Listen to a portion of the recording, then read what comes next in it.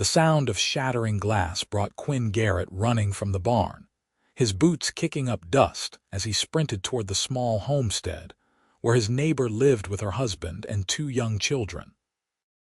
Smoke poured from the kitchen window of the modest timber house, and Quinn's heart hammered against his ribs as he burst through the front door without thinking twice. The acrid smell of burning wood and fabric filled his nostrils as he called out, searching through the haze for any sign of life. He found her in the bedroom at the back of the house, Petra Carson, collapsed on the floor beside her bed, her face flushed crimson and her clothes soaked through with sweat, despite the cool October morning. Quinn had known Petra for 3 years, ever since he had bought the neighboring property and started raising horses on the Montana plains. She was 24, married to Thomas Carson, a decent enough fellow who worked the copper mines in Butte and came home every few weeks when his shift rotation allowed. Quinn himself was 27, a bachelor who had come west from Missouri after the war ended, looking for a fresh start and a place where the ghosts of Shiloh and Vicksburg might leave him be. "Petra," Quinn said, dropping to his knees beside her. He touched her forehead and jerked his hand back at the intense heat radiating from her skin. Fever, and a bad one. Her eyes fluttered open, unfocused and glassy, and she tried to speak but only managed a weak moan. Quinn glanced around the room, his mind racing. Where were the children? Where was Thomas? He found a note on the kitchen table as he carried Petra out of the house, away from the smoke that had started from an overturned oil lamp. The note was in Thomas's handwriting, dated 4 days earlier. He had taken the children to his sister's place in Helena for a week, while Petra recovered from what he thought was just a mild cold. She had insisted she would be fine alone. That decision might cost her life now. Quinn laid Petra on his own bed in his small but sturdy ranch house a quarter-mile down the road. Her breathing came in shallow gasps, and she shivered violently even as her skin burned to the touch. He knew fever like this. He had seen it kill strong men during the war, watched as they raved and thrashed before slipping away into darkness. Petra needed a doctor, and she needed one fast. The problem was that the nearest doctor was in Great Falls, 60 miles north through rough country. It was late October of 1883, and while the worst of winter had not yet arrived, the nights were cold and the roads treacherous. Quinn stood in his doorway, looking out at his 4 horses in the corral. He had made the ride to Great Falls before, but never at night, and never with such urgency pressing down on him like a physical weight.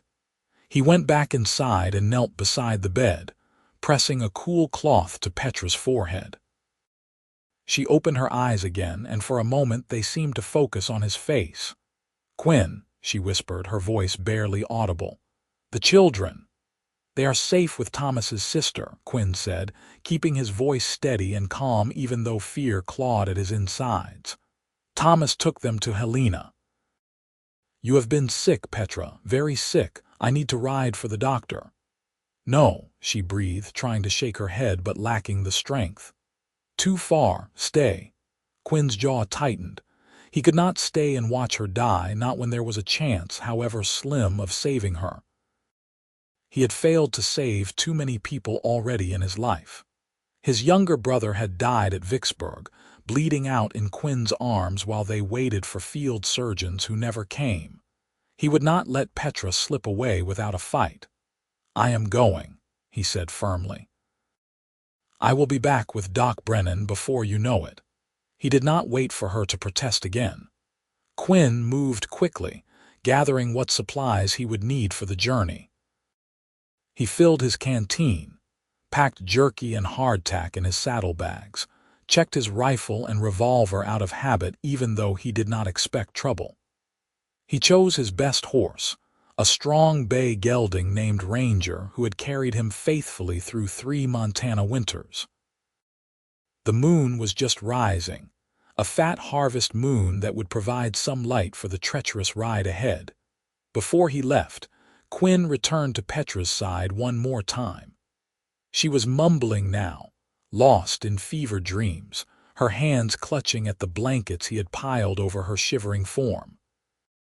He made sure the fire in the stove was banked properly to keep the room warm but not dangerous, and he left water within reach on the bedside table, though he doubted she had the strength to drink it. "Hold on," he whispered, though he knew she probably could not hear him. "Just hold on, Petra. I am coming back for you." Then Quinn Garrett walked out into the October night, pulled himself into the saddle, and pointed Ranger north toward Great Falls. The moon hung low on the horizon, casting long shadows across the rolling plains. The temperature was already dropping, and Quinn could see his breath forming small clouds in the air. He touched his heels to Ranger's sides, and the horse broke into a steady trot, then a canter as they left the ranch behind. The first 10 miles passed in a blur of moonlit landscape. Quinn knew this country well, every creek bed and ravine, every stand of cottonwoods that marked the presence of water. The land here rolled like a frozen sea, grass-covered hills rising and falling in gentle waves. During the day it was beautiful, but at night it took on an eerie quality, as if the earth itself was holding its breath. Quinn pushed Ranger as hard as he dared, knowing that he needed to balance speed with the horse's endurance. 60 miles was a brutal distance to cover in one night, especially over rough terrain. But every time he thought about slowing down, he saw Petra's fever-bright eyes in his mind, remembered the burning heat of her skin under his hand.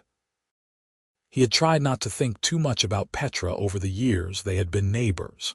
She was married, and Quinn respected that boundary absolutely. Thomas was a good man who worked hard to provide for his family, and Quinn had no right to entertain any thoughts about another man's wife.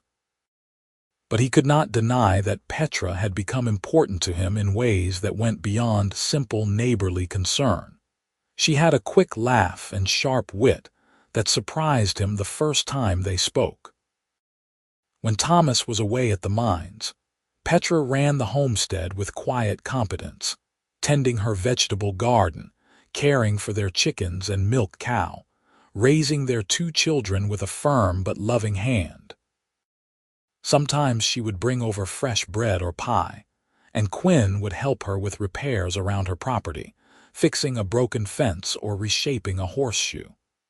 They had fallen into an easy friendship, one that Quinn treasured more than he wanted to admit. He had never told her about the war, about the things he had seen and done, but somehow she seemed to understand that he carried weight on his shoulders.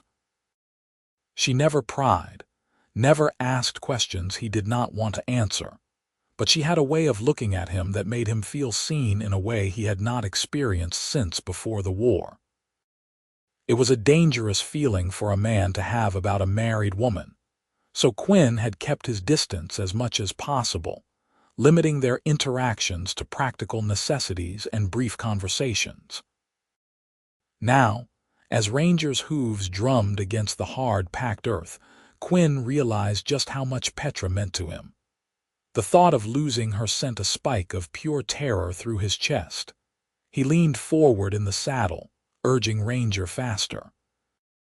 The moon climbed higher as they rode, illuminating the landscape in shades of silver and black.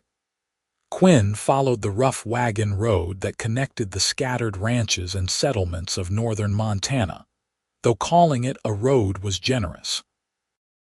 In many places, it was little more than a worn track through the grass, marked by the passage of wagons and horses, but not maintained in any real way. When Montana became a territory in 1864, there had been grand talk of building proper roads and railroads, but out here in the remote northern reaches, such improvements remained mostly theoretical. Around mile 15, Ranger stumbled. his front hoof catching on a prairie dog hole hidden in shadow. Quinn felt the horse lurch beneath him and immediately pulled back on the reins, bringing them to a stop. His heart pounded as he dismounted and ran his hands down Ranger's legs, checking for injury. The horse seemed sound, just shaken, but Quinn's hands trembled as he examined each hoof. If Ranger went lame now, Petra would die. It was that simple. "Easy, boy," Quinn murmured, stroking Ranger's neck. "Easy now. I need you to be strong tonight. I need you to help me save her." The horse nickered softly, as if he understood. Quinn remounted, and they continued at a slightly slower pace, Quinn's eyes now scanning the ground ahead more carefully. He could not afford another stumble. The cold bit deeper as midnight approached. Quinn's fingers grew numb inside his leather gloves, and he tucked his chin down into his coat collar, trying to preserve what warmth he could. The moonlight was both blessing and curse. It allowed him to see the terrain, but it also cast deceptive shadows that made distances hard to judge. Once he mistook a cluster of sagebrush for a mounted rider and reached for his rifle before realizing his error. His nerves were strung tight as barbed wire. At mile 25, Quinn stopped at a creek to let Ranger drink and rest for a few precious minutes. He forced himself to dismount and walk around, getting blood flowing back into his legs. Every instinct screamed at him to keep moving, to push harder, but he knew that wearing out his horse would doom them both. He chewed on a strip of jerky without tasting it, his mind back at the ranch with Petra. Was she worse now? Was she still breathing? Quinn shoved the thoughts away. He could not afford to think like that. She would be alive when he returned. She had to be. As he swung back into the saddle, movement caught his eye on a ridge about 100 yards to the east. Quinn froze, his hand moving instinctively to his rifle. For a long moment he stared at the ridge, waiting, watching. Then he saw them, 3 riders silhouetted against the moon, moving parallel to his position. Montana in 1883 was not as wild as it had been 10 or 15 years earlier, but it was far from tame. Outlaws still operated in the remote areas, and a lone rider at night was vulnerable. Quinn weighed his options quickly. He could try to outrun them, but Ranger was already tired and he still had more than 30 miles to cover. He could stand and fight if they proved hostile, but that would cost him time he could not afford to lose. The riders seemed to notice him at the same moment. They changed direction, angling down from the ridge toward him. Quinn's mouth went dry. He urged Ranger into motion, not quite a run but faster than the walk they had been maintaining. If the riders wanted to catch him, they would have to work for it. For 10 tense minutes, Quinn rode with one eye on the terrain ahead and one on the riders behind him. They were gaining, their horses fresher than his. Quinn's mind raced through scenarios, none of them good. Then, as the riders drew close enough for him to make out details, he saw something that made him ease up on the reins. The lead rider wore a badge that caught the moonlight. Montana Territorial Marshal. Quinn pulled Ranger to a stop and waited, his hands visible and clear of his weapons. The 3 riders approached at a canter and drew up in a semicircle around him. The man with the badge was older, maybe 50, with a weathered face and hard eyes that had seen too much. The other 2 were younger, deputies by their bearing. "Kind of late to be out riding," the marshal said, his voice neutral but wary. "Medical emergency," Quinn replied quickly. "My neighbor is burning up with fever. I am riding to Great Falls to fetch Doc Brennan." The marshal studied him for a long moment, then nodded slowly. "You are Quinn Garrett. Got that horse ranch down near Utica?" "That is right." Quinn was surprised the marshal knew him, but then again, lawmen made it their business to know who lived in their territory. "We have been tracking some rustlers," the marshal said. "Thought you might be one of them. Who is the neighbor?" Petra Carson. Her husband is working the mines in Butt. She is alone except for me, and the fever is bad. If I do not get the doctor back to her soon, she will die." Something shifted in the marshal's expression. "Petra Carson, I know Thomas. Good man." He glanced at his deputies, then back at Quinn. "You still have 35 miles to cover. That horse of yours looks tired." Quinn's jaw tightened. "We will make it." The marshal reached into his saddlebag and pulled out a small flask. "Whiskey, not much, but it might help you stay warm. And son." He leaned forward slightly. "There is a shortcut about 5 miles ahead. Where the road forks near Willow Creek, take the west branch instead of the north. It is rougher terrain, but it will save you maybe 8 miles. You will need all the help you can get." Quinn accepted the flask with a nod of gratitude. "Thank you, Marshal. Ride hard," the marshal said. "And good luck. That woman has young children. They need their mother." The words hit Quinn like a punch to the gut. He had been so focused on Petra herself that he had not thought much about what her death would mean for her family. Little Sarah was only 5, and her brother Michael was 3. They would be devastated. Thomas would be shattered. And Quinn would have to live with the knowledge that he had failed to save her. "I will get the doctor to her," Quinn said, his voice rough with determination. The marshal and his deputies rode off into the darkness, and Quinn continued north, the flask tucked safely in his coat pocket. 5 miles later, he found the fork in the road. The western branch looked treacherous even in the moonlight, winding through broken country filled with rocks and ravines. But the marshal had not steered him wrong so far. Quinn pointed Ranger toward the west and prayed he was making the right choice. The shortcut was every bit as difficult as it looked.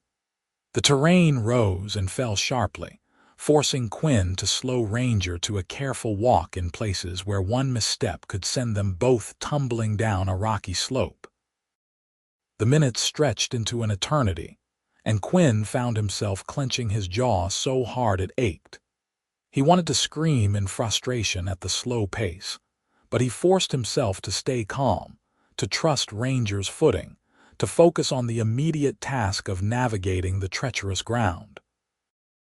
After what felt like hours but was probably only 45 minutes, the terrain leveled out again, and Quinn found himself on a better track heading north.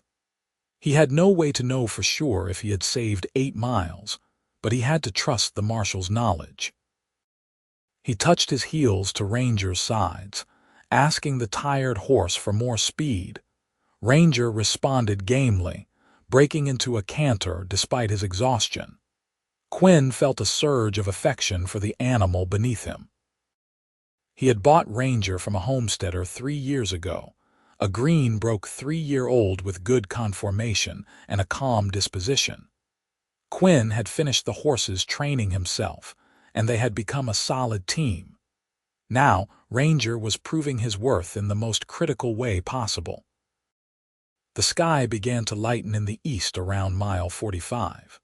Dawn was still more than an hour away, but the absolute darkness of night was giving way to the deep blue of pre-dawn.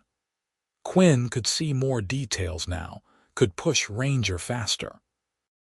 The horse's breath came in great gusting clouds, and foam flecked his neck, but he kept running. Quinn's body had moved past exhaustion into a strange state where everything seemed both crystal clear and slightly unreal. His back ached from hours in the saddle, his legs were cramping, and his hands were so cold he could barely feel the reins. But none of that mattered. Only getting to Great Falls mattered. Only getting Doc Brennan back to Petra mattered.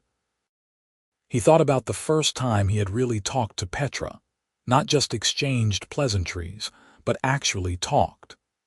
It had been spring of last year, and he had ridden over to help her fix a section of fence that had been knocked down by a fallen tree during a windstorm. Thomas was away at the mines, and Petra had greeted Quinn with obvious relief. "I tried to move that tree myself," she had said, wiping dirt from her hands on her apron. "But it is too heavy. I was starting to think I would have to let the chickens roam free and hope they did not get taken by foxes." Quinn had smiled at that, charmed by her practical acceptance of the situation. Together they had cleared the tree, replaced the broken fence posts, and restrung the wire. It should have taken an hour, but somehow they had ended up talking for 3, sitting on her front porch with glasses of cool water while the children played in the yard. She had told him about growing up in Ohio, the youngest of 6 children. Her father had been a school teacher, and she had inherited his love of books and learning. She had married Thomas when she was 18, drawn by his steady nature and good heart. They had come west in 1877, looking for opportunity and adventure. "Sometimes I miss Ohio," she had admitted, staring out at the vast Montana landscape. "I miss trees, real forests, not just these scattered cottonwoods. I miss green, everything here is so brown. But Thomas is happy here and the children are thriving in the open spaces. And I have to admit, there is something about this place, something big and free that gets into your blood." Quinn had understood exactly what she meant. Montana was harsh and unforgiving, but it was also beautiful in a way that was hard to describe. The huge sky, the endless rolling plains, the sudden appearance of mountains on the distant horizon. It was a place where a person could reinvent themselves, leave behind the past and become someone new. He had shared more with Petra that afternoon than he had with anyone since the war. Not the dark details, the blood and death and horror, but the sense of displacement he felt, the difficulty of fitting back into normal life after years of violence. She had listened without judgment, her gray eyes thoughtful and kind. "My oldest brother came back from the war different," she had said quietly. "Haunted, my mother called it. He could not settle down, could not hold a job, drank too much. He died in a brawl in a Cincinnati saloon 3 years after Appomattox. I think the war killed him, just took its time about it." "I am sorry," Quinn had said and meant it. "Do not be sorry for me. Be glad you survived. Be glad you found a place to heal." She had smiled at him then, a smile full of warmth and understanding. "I think Montana is good for you, Quinn Garrett. I think you are exactly where you need to be." That conversation had marked a turning point in their friendship. After that, they talked more freely when they saw each other, shared more of themselves. Quinn looked forward to those conversations more than he wanted to admit. Petra made him feel less alone, less damaged. When he was with her, the nightmares from the war seemed to recede a little. Now, as Great Falls finally came into view in the growing dawn light, Quinn realized with stunning clarity that he was in love with Petra Carson. The knowledge settled over him like a physical thing, heavy and undeniable. He loved her, had probably loved her for months, maybe longer, but had refused to acknowledge it because she was married to a good man, and Quinn had his own code of honor that forbade such feelings. But love did not care about honor or propriety. It existed whether he wanted it to or not. And right now, the woman he loved was dying 60 miles away while he rode desperately through the Montana dawn to save her. Great Falls was a growing town, benefiting from its position on the Missouri River and its proximity to the copper mines. Even at this early hour, there were people on the streets, mostly miners and railroad workers heading to their shifts. Quinn rode straight to the white-painted house on 2nd Street where Doc Brennan lived and maintained his office. He practically fell out of the saddle, his legs barely supporting him after so many hours of riding. He pounded on the door hard enough to rattle the frame. A woman answered, Doc Brennan's housekeeper, Mrs. Fletcher. She took one look at Quinn's wild eyes and desperate expression and called for the doctor without asking questions. Doc Brennan appeared a moment later, a short, solid man in his 50s with steel-gray hair and steady hands. "What is it, son?" "Petra Carson," Quinn gasped, his voice hoarse from the cold night air. 60 miles south near Utica, burning up with fever. She has been alone for days. She is dying, Doc. You have got to come now." Brennan did not waste time with questions. "Mrs. Fletcher, get my medical bag. Pack extra fever powders and willow bark tea. Quinn, get your horse fed and watered.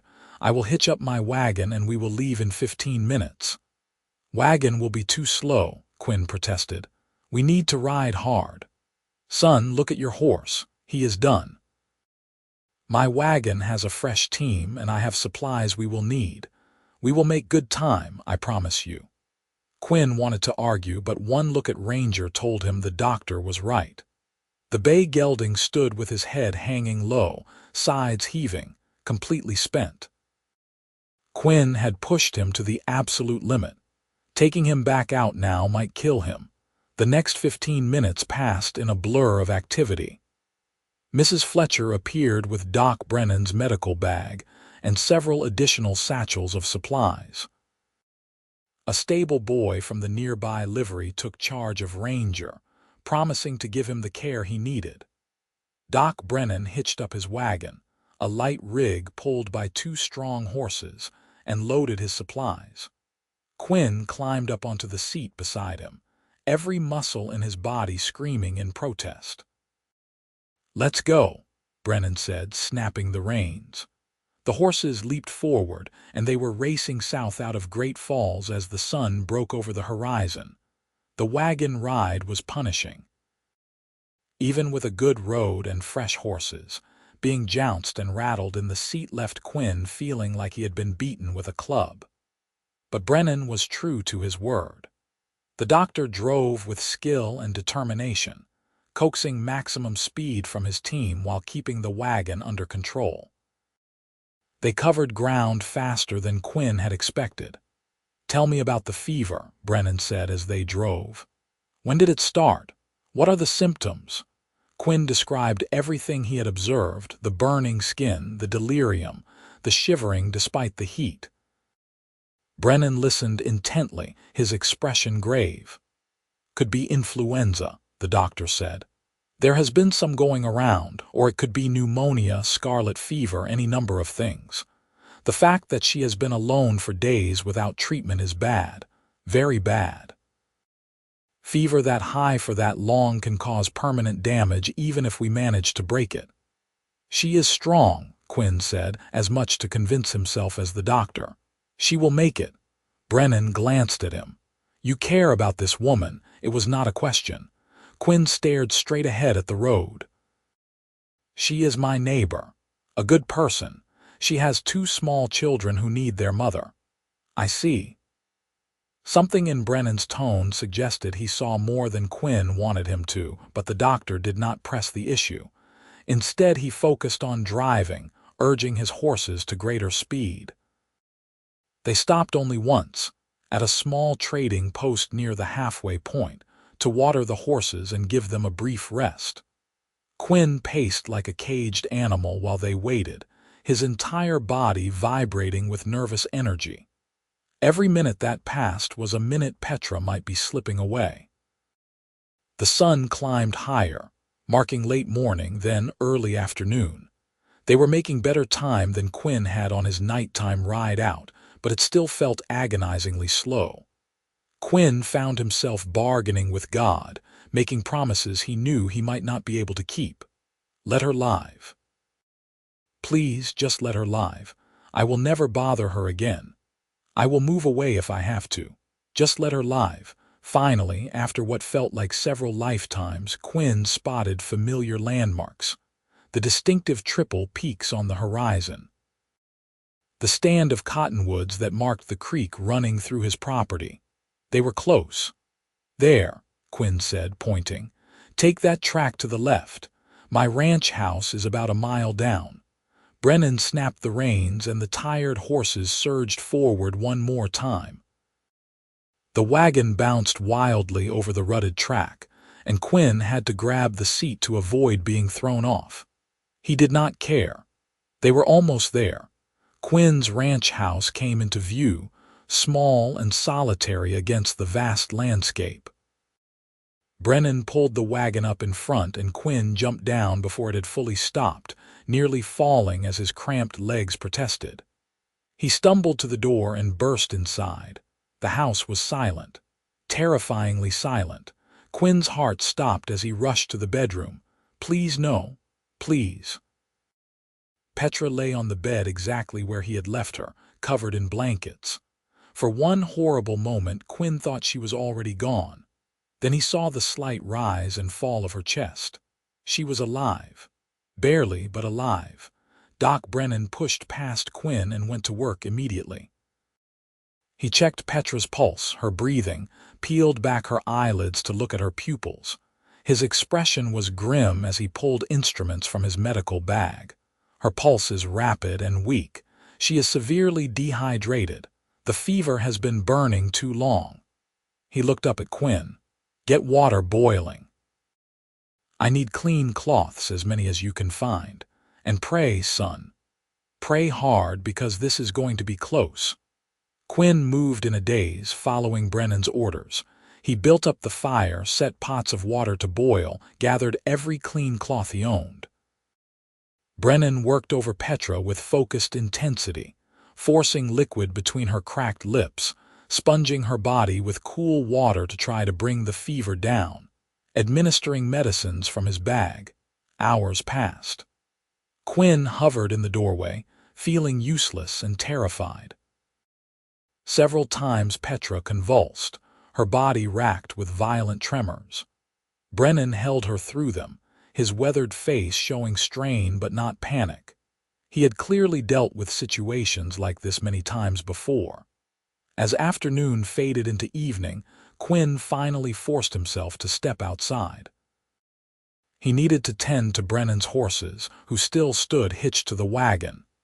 He unhitched them mechanically, led them to his corral, made sure they had water and feed. Then he checked on Ranger, who was stabled in the barn. The bay gelding seemed to have recovered somewhat from the brutal ride, standing with more alertness and even nickering when Quinn approached. You did good, boy, Quinn murmured, running a hand down Ranger's neck. You saved her. She is still alive because of you. When Quinn returned to the house, full darkness had fallen. He found Doc Brennan sitting in a chair beside the bed, his hands folded across his chest, his eyes closed. For a moment Quinn thought the worst had happened. Then Brennan opened his eyes. The fever broke, he said quietly. About 20 minutes ago. She is sleeping now, real sleep, not delirium. Her pulse is stronger. I think she is going to make it. Quinn's legs gave out. He sat down hard on the floor, his back against the wall, and felt tears streaming down his face. He did not even try to stop them. The terror and exhaustion and desperate hope of the past 24 hours came crashing down on him all at once, and he simply broke. Brennan let him cry without comment or judgment. When Quinn finally got control of himself, wiping his face with shaking hands, the doctor was preparing to leave. She is not out of danger yet, Brennan said. Keep her cool, keep her hydrated. I have left medicine and instructions on the table. She will be very weak for several days, maybe longer, but barring complications, she should recover fully. Thank you, Quinn said, his voice rough. Doc, I cannot ever repay you for this. You already did. You rode 60 miles through the night to come get me. That took guts and determination. Most men would not have done it. Brennan picked up his medical bag. I will check back in 3 or 4 days. If anything changes before then, send someone to Great Falls for me. I will drive you back, Quinn said, starting to stand. No, you are exhausted and you need to be here with her. I can drive myself home just fine. My horses know the way. Brennan paused at the door. Quinn, one more thing. Thomas Carson is a good man, but he is gone most of the time. Petra needs someone she can rely on, someone who will be there when she needs help. I think you are that person. But remember, She is a married woman. Whatever you feel for her, keep it honorable." Quinn nodded, too wrung out to be embarrassed that Brennan had seen through him so easily. "I will." After the doctor left, Quinn pulled the chair close to the bed and sat down, watching Petra sleep. Her face was still pale, but the frightening crimson flush was gone. Her breathing was slow and even. She looked peaceful. Quinn let himself relax for the first time in what felt like forever. Petra was alive. She was going to recover. He had not failed her. He must have dozed off in the chair, because he woke to find pale morning light filtering through the window and Petra's gray eyes watching him. For a moment, they just looked at each other. Then she smiled weakly. "You rode for the doctor," she whispered. "Of course I did." Quinn leaned forward, relief flooding through him at seeing her conscious and coherent. "How do you feel?" "Like I was trampled by a herd of cattle," she admitted. "But alive. Quinn, you saved my life." "Doc Brennan saved your life. I just fetched him." "You rode 60 miles through the night." "In the cold and the dark." Her eyes were bright with tears. "Why?" The question hung in the air between them. Quinn knew he should give her an easy answer, something about neighborly duty or friendship. Instead, exhausted and emotional, and with his defenses completely stripped away, he told her the truth. "Because I could not let you die. Because the thought of a world without you in it is unbearable. Because somewhere along the way, Petra Carson, I fell in love with you, and even though I know I have no right to feel that way, I do. I cannot help it." Petra stared at him, her expression impossible to read. Quinn felt his heart sink. He had said too much, crossed a line that should never be crossed. He started to stand, to apologize, to leave, but her hand shot out and grabbed his wrist with surprising strength. "Do not go," she said. "Please do not go." Quinn sat back down slowly. Petra took a shaky breath, and he could see that she was struggling with something. "Thomas is a good man," she said finally. "When I married him 6 years ago, I thought I loved him. Maybe I did. He is kind and works hard, and he never hurt me, not once. But Quinn, he has been gone more than he has been home for the past 2 years. The children barely know him anymore, and I feel so alone all the time, like I am living half a life." She paused, tears sliding down her cheeks now. "When you moved here 3 years ago, everything changed. You were kind and respectful, and you never pushed, never made me feel uncomfortable.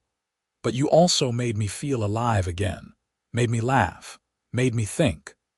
I started looking forward to the days when you would ride over to help with something.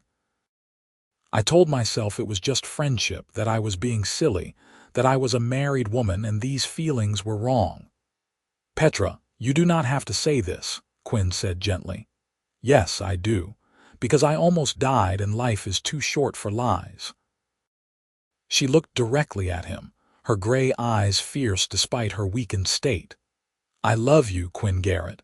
I think I have loved you for a long time, and I do not know what that means or what we are supposed to do about it, but I am tired of pretending."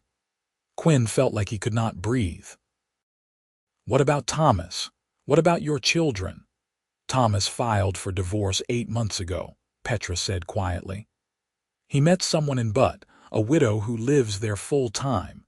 He was supposed to talk to me about it when he came home last month, but I got sick and he just took the children and left.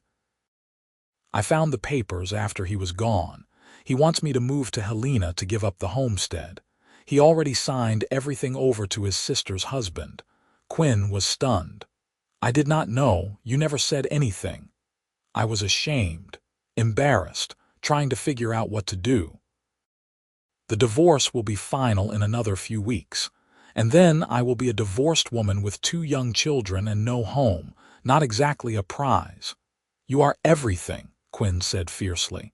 He slid out of the chair and knelt beside the bed, taking her hand in both of his. "Petra, you are everything. Smart and strong and beautiful and kind. If you will have me, if you will even consider it, I would be honored to marry you, to be a father to your children, to give you the home and the life you deserve." Fresh tears spilled down Petra's cheeks, but she was smiling now. "You mean that?" "With every fiber of my being. I know it is fast. I know there will be talk, but I do not care. Life is too short, and I already wasted 3 years being too honorable to tell you how I felt. I am not going to waste any more time." "Yes," Petra whispered. "Yes, Quinn, I will marry you." Quinn felt like his heart might burst. He leaned forward and kissed her gently, carefully, mindful of how fragile she still was. She kissed him back, her hand coming up to cup his cheek, and in that moment everything else fell away. The war, the loneliness, the years of isolation and pain. All of it dissolved in the simple perfection of holding the woman he loved. When they finally pulled apart, both of them were crying and laughing at the same time. Quinn rested his forehead against hers, overwhelmed by emotion. "Rest now," he said. "You need to get your strength back." "I am not going anywhere." "I know," Petra said. "That is the best part. I know you will be here." Over the next several days, Quinn cared for Petra with single-minded devotion. He brought her water and broth, helped her sit up to eat, changed the bedding when she was strong enough to move to the chair. He read to her from his small collection of books, talked to her about his plans for the ranch, listened as she told him stories about her childhood in Ohio.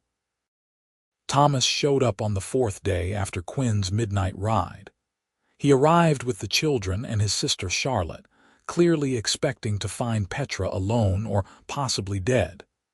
Instead, he found Quinn there, obviously having taken up residence in what should have been another man's house. The confrontation was tense but mercifully brief. Quinn met Thomas outside, wanting to spare Petra the stress. Thomas was a big man, broad through the shoulders from mine work, with blonde hair and blue eyes. He looked exhausted and unhappy. "I heard from Doc Brennan that Petra was sick," Thomas said without preamble. "He came through Bud on his way to Helena and mentioned it. I came as fast as I could." "She almost died," Quinn said, keeping his voice level. "Where were you?" Thomas's jaw tightened. "I took the children to Charlotte's. I thought Petra just had a cold. She told me she would be fine. She has been sick for weeks, getting worse. You should have been here." "I know," Thomas said, and there was genuine anguish in his voice. "I know I should have. But Garrett, I cannot keep doing this. Living out here, being gone all the time, trying to maintain a homestead I do not have time for. It is killing me, killing my marriage, killing everything." Petra told me about the divorce papers. Thomas looked surprised, then resigned. "I was going to talk to her. I just could not find the words. And then she was sick, and the children needed to be taken somewhere safe, and it all fell apart." Quinn took a deep breath. "Thomas, I am not going to pretend to understand your situation, but I am in love with your wife. I have been for a long time, though I never acted on it while you were married. She feels the same way about me. When the divorce is final, I am going to marry her. I wanted you to hear it from me directly." Thomas was quiet for a long moment. Then, surprisingly, he nodded. "I figured it might be something like that when Brennan mentioned how far you rode to get him. No man does that for someone who is just a neighbor." He looked toward the house, where Charlotte was bringing the children inside to see their mother. "Take care of them, Garrett, Petra and the kids.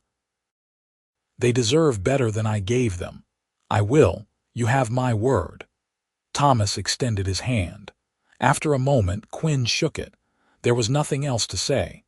Thomas and his sister left 2 hours later, taking the children with them until Petra was fully recovered. Little Sarah cried about leaving, but Petra promised her they would all be together again very soon. As Petra regained her strength over the following weeks, Quinn courted her properly. Or as properly as was possible given that she was still technically married to someone else. He brought her wildflowers from the prairie. He made her laugh with stories about his horses. He held her hand as they sat on the porch and watched the sun set over the Montana landscape. The divorce came through on a cold November day.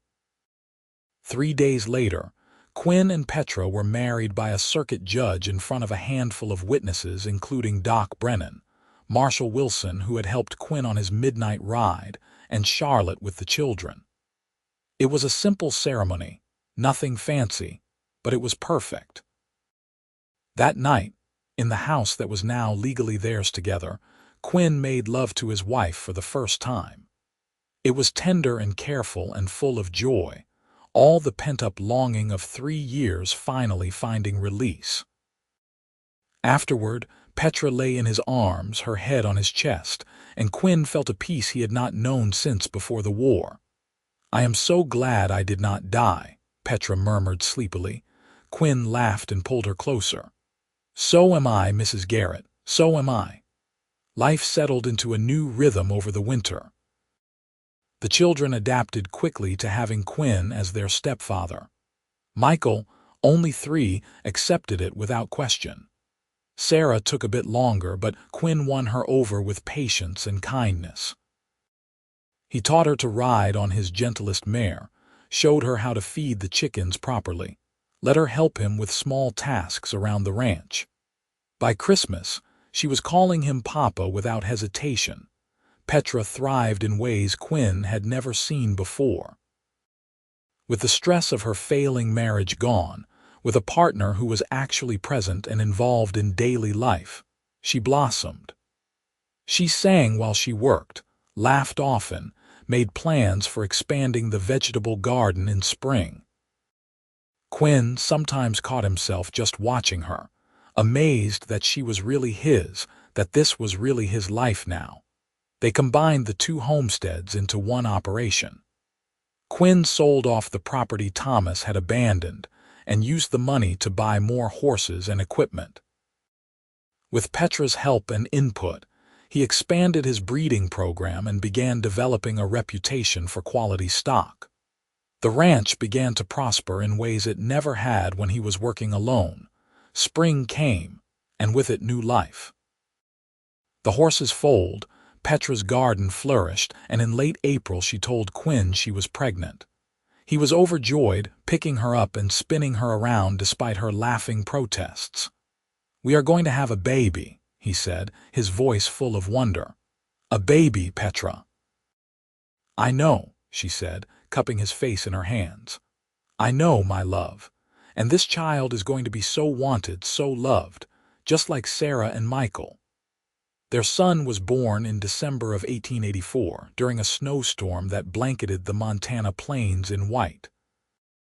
Quinn delivered the baby himself with Petra coaching him through it, since the storm made it impossible to fetch Doc Brennan. It was terrifying and messy and absolutely miraculous. When he placed the squalling infant in Petra's arms, Quinn felt tears streaming down his face. "He is perfect," Petra whispered, counting tiny fingers and toes. "Absolutely perfect. What should we name him?" Quinn thought about it. "James, after my brother who died in the war, James Garrett." "James," Petra repeated, smiling down at the baby. "Hello, little James, welcome to the world." The years that followed were not always easy. Ranching in Montana was hard work, subject to droughts and harsh winters and all the other challenges of frontier life. But Quinn and Petra faced everything together, as partners in every sense of the word. They had their fights, of course, moments of tension and disagreement, but they always worked through them with honesty and love. Sarah grew into a bright, confident girl who could ride as well as any ranch hand and had her mother's quick wit. Michael was quieter, more thoughtful, but he had a way with animals that made him invaluable on the ranch. And little James was pure joy, a laughing, adventurous child who kept them all on their toes. In 1887, Petra gave birth to their second child together, a daughter they named Rebecca. And in 1890, another son arrived whom they named Daniel. The ranch house, once so empty and quiet, was now full of noise and life and love. On a summer evening in 1895, Quinn sat on the porch with Petra, watching their 5 children play in the yard. Sarah was 16 now, practically grown, teaching Rebecca how to braid her hair. Michael was helping James and Daniel practice roping on a fence post. It was a scene of perfect domestic contentment. "You ever think about that night?" Petra asked, her hand finding Quinn's. "When you rode through the darkness to save me?" "All the time," Quinn admitted. "It was the most terrifying night of my life, but it was also the night that changed everything. The night I finally admitted how I felt about you. I think about it too. About how close I came to dying without ever telling you I loved you, without ever having this." She gestured at the scene before them, the children, the ranch, the life they had built together. "We are so lucky, Quinn." "We are not lucky," Quinn said, raising her hand to his lips and kissing it gently. "We are blessed, and I thank God every single day that you survived that fever, that you gave me a chance, that you loved me back." "Always," Petra said, leaning her head on his shoulder. "I will always love you, Quinn Garrett, in this life and the next." They sat together as the sun painted the Montana sky in shades of gold and red, their children's laughter floating on the evening breeze. Quinn thought back to the man he had been 12 years ago, hollow and haunted, living alone on an isolated ranch with nothing but memories of war and loss. That man would never have believed he could have this, a wife he adored, children who filled his days with purpose, a sense of peace and belonging he had thought lost forever. But here it was. Here they were, and it was everything. As the stars began to appear in the darkening sky, the children finally tired of their play and came running up to the porch, talking over each other about their day, their discoveries, their plans for tomorrow. Petra herded them inside for supper, and Quinn followed, taking one last look at the land stretching away in all directions. Somewhere out there was the road he had ridden that desperate night, pushing Ranger to the limit, racing against time and death. That road had led him to this moment, to this family, to this life. It had been the hardest ride of his existence, but also the most important. He had saved Petra's life that night. But in truth, she had saved his too. She had given him a reason to live fully again, to love, to hope, to believe in the possibility of happiness. She had healed wounds he thought would never close. Quinn stepped inside and closed the door behind him, sealing in the warmth and light and love. This was home. This was family. This was the life he had ridden 60 miles through the night to protect, and he would do it all again in a heartbeat. The years continued to unfold with their mixture of joy and challenge. Sarah married a young rancher from a neighboring property in 1898, a good man named Robert Miller, who treated her with respect and adoration. Quinn walked his stepdaughter down the aisle with pride, remembering the frightened little girl who had gradually learned to call him Papa. Now she was a woman grown, starting her own family, and Quinn felt the bittersweet ache of watching a child leave the nest. Michael stayed on the ranch, proving to have his father's head for business and his mother's patience with difficult horses. By the time he was 21, he was essentially running half the operation, and Quinn was happy to let him. The ranch had grown substantially over the years, now encompassing several thousand acres and running both horses and cattle. It was more than Quinn had ever dreamed possible. The younger children grew as well. James developed a passion for books and learning, much to Petra's delight, and eventually traveled to Helena to attend school there. Rebecca inherited her mother's practical intelligence and became indispensable in managing the household and the ranch accounts.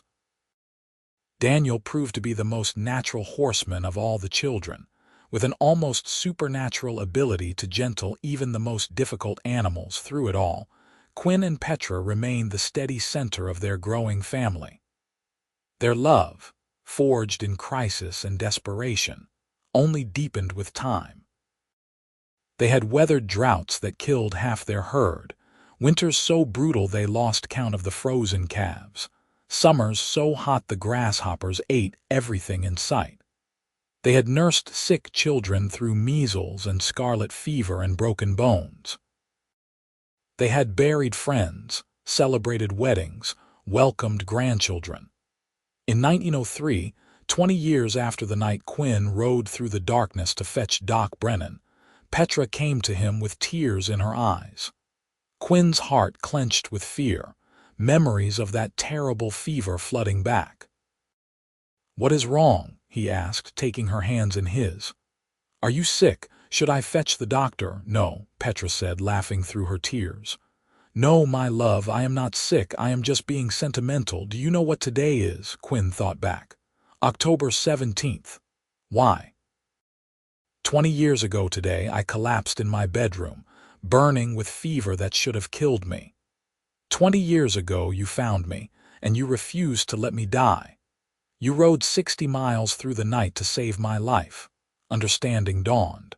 Quinn pulled Petra into his arms, holding her close. "Best ride I ever made." "It was supposed to be impossible," Petra murmured against his chest. "Everyone said so. 60 miles in the dark over rough country on a single horse, but you did it anyway. You refused to accept that I might die. I could not lose you, not then, not ever." Petra pulled back to look up at him. They were both in their 40s now, no longer the young people who had fallen in love over mended fences and afternoon conversations. Quinn's hair was shot through with silver, and Petra had laugh lines around her eyes and mouth. But when he looked at her, he still saw the most beautiful woman in the world. "I want to do something to mark the anniversary," Petra said. "Something meaningful. I was thinking we could ride out to the spot where you met Marshall Wilson. The place where you got the directions that saved those extra miles. What do you think?" Quinn smiled. "I think that is a perfect idea." The next morning, they left Michael in charge of the ranch and rode out together, just the two of them.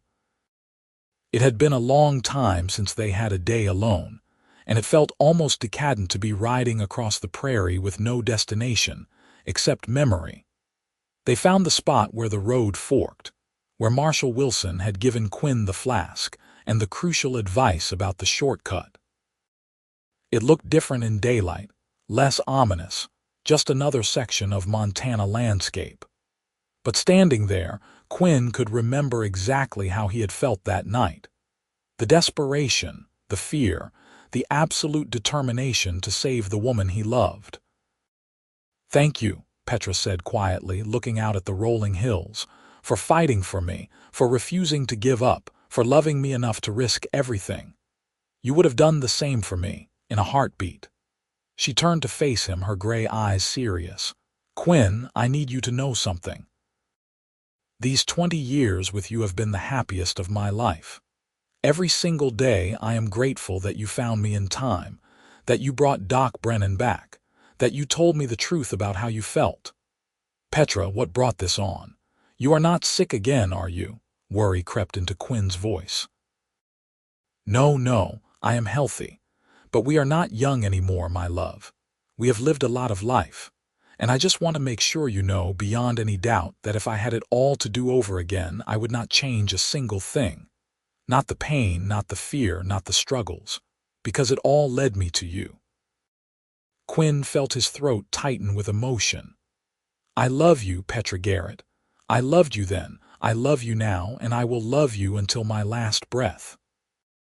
They kissed there by the side of the old wagon road, two middle-aged people who had built a life together out of crisis and courage and stubborn, enduring love. When they finally pulled apart, both of them were smiling. "Come on," Quinn said, taking her hand. "Let's ride home. Our family is waiting." They rode back at an easy pace, talking and laughing, comfortable in the silence when it fell. By the time they reached the ranch, the sun was setting, painting the sky in familiar colors. The ranch house, expanded and improved over the years, glowed with lamplight. Smoke rose from the chimney, and Quinn could see figures moving inside, preparing dinner. Sarah and Robert had brought their 3 children over for the anniversary celebration. James had come home from Helena. Everyone was there, 3 generations gathered under one roof. When Quinn and Petra walked inside, they were greeted with a chorus of welcomes, with children running to hug them, with the warm chaos of family. Dinner that night was loud and joyful, everyone talking over each other, sharing stories and jokes and news. Quinn sat at the head of the table, Petra beside him, and looked around at the faces of the people they had created and raised and loved. It was overwhelming in the best possible way. After dinner, when the children were playing outside in the twilight and the adults were settling in the living room, Sarah stood up and cleared her throat. "I want to say something," she announced. Everyone quieted, looking at her expectantly.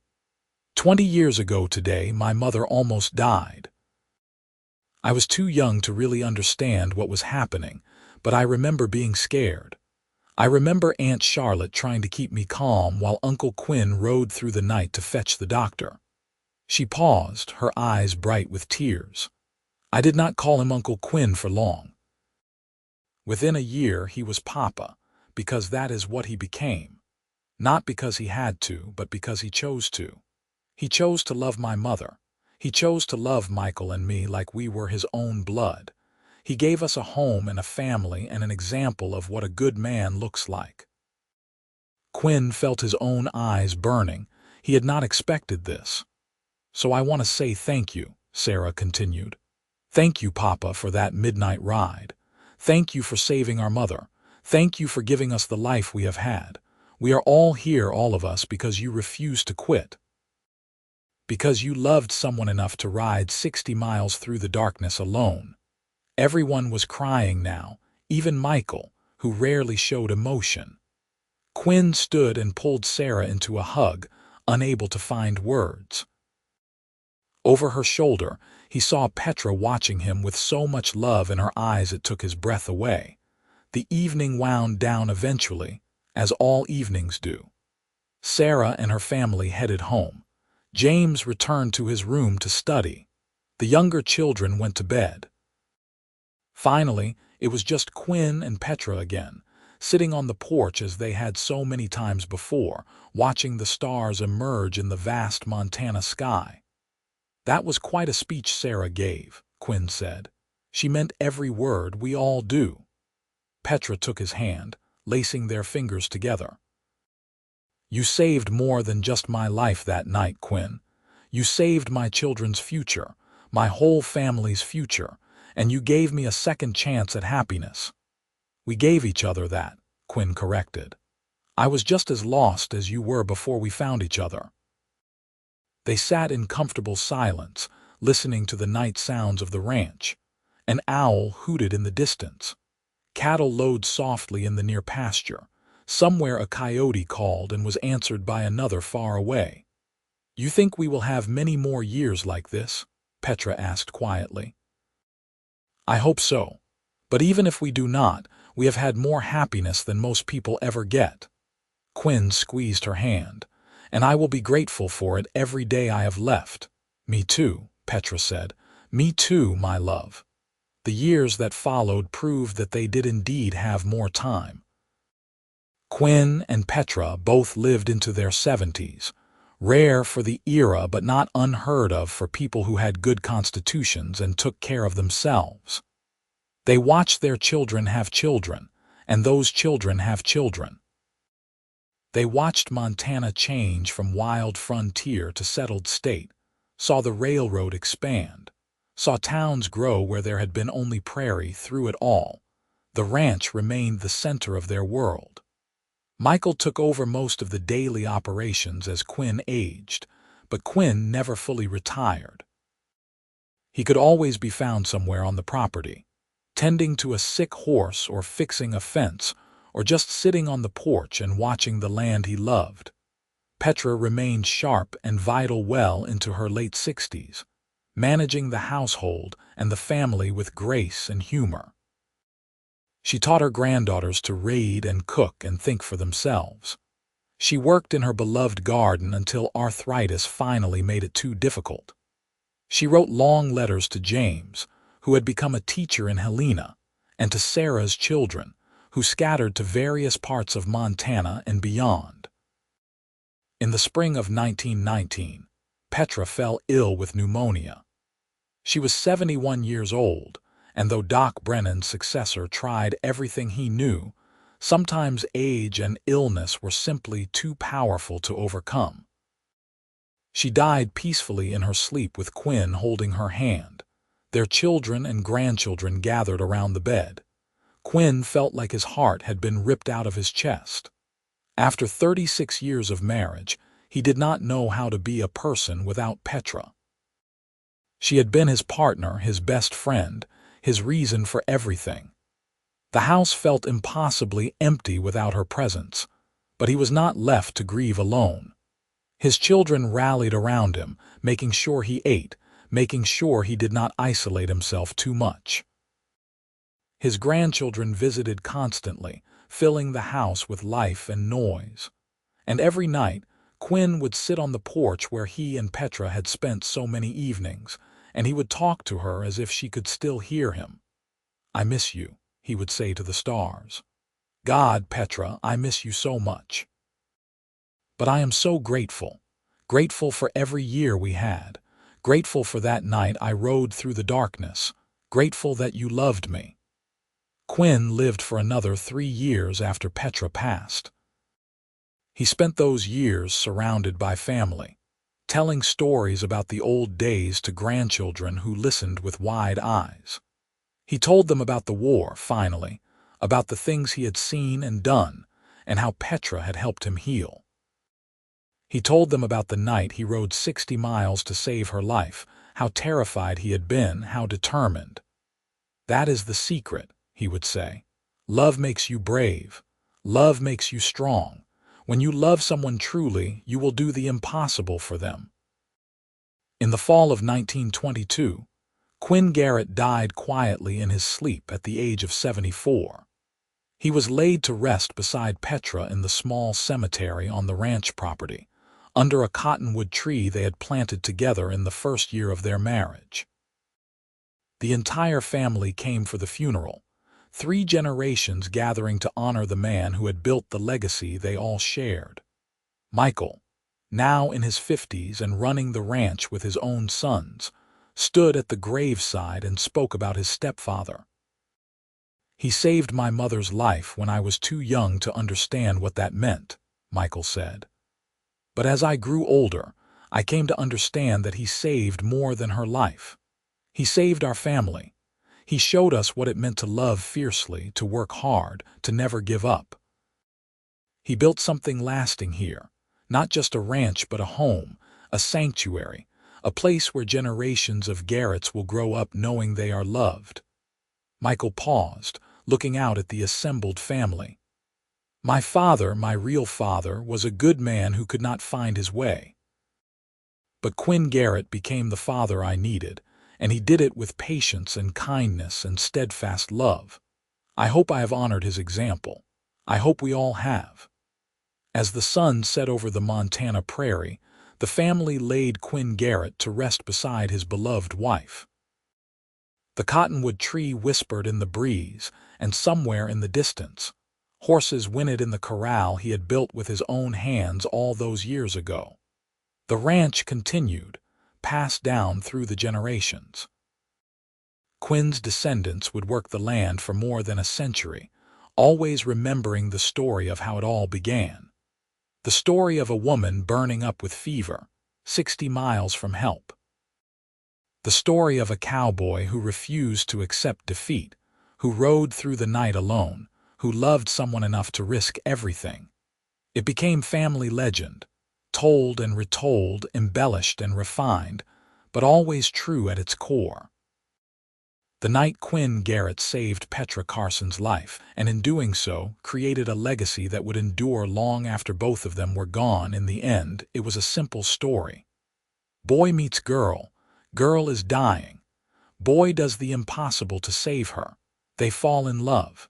They build a life together.